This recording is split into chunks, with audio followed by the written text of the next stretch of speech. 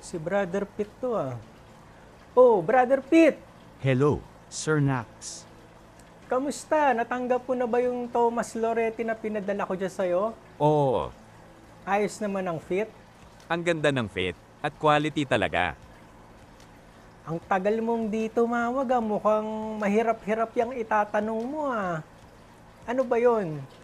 Sir Nax, ano po ba ang dagilan ng drop eye sa Arowana? Naku, sabi ko na eh. Alam mo bang wala pa talagang nakakasagot kung ano talaga yung dahilan kung bakit nagkaka-drop ay yung arowana? At talaga, Pero feeling ko ikaw ang makakasagot. papaano ko masasagot, Sir Nax? Nakaka-curious ah. Tatanungin kita, pag ba ikaw lumabas sa bahay mo, naglakad ka sa kalsada, ano ba yung magpapatingin sa'yo sa sahig? Ayaw ko makatapak ng pupo ng aso. Kaya pag naglalakad ako sa kalye, madalas napapatingin ako sa baba. Naku, Brother Pete, ang galing mo. Baka yan ang dahilan kung ba't nagkaka-drop ay talagay arowana. Ibig niyong sabihin, Sir Nax, napapatingin sa sahig ng tank yon Arowana kasi iniiwasan nila yon mga pop sa ilalim ng tank.